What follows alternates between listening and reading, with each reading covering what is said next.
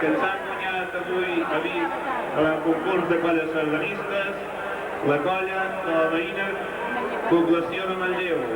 Han obtingut només 5 punts i mig i són, com no, els ocellets del Ter. Poden passar a recollir el trofeu de comercial Girbal.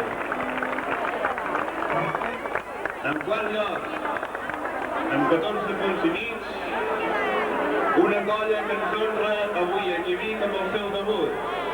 És de la veïna població de Manlleu i té per nom Dolça Boira. Poden passar a recollir el trofeu de Penedès de la Baix Vic. Tercer lloc, en aquesta classificació juvenil amb 11 punts.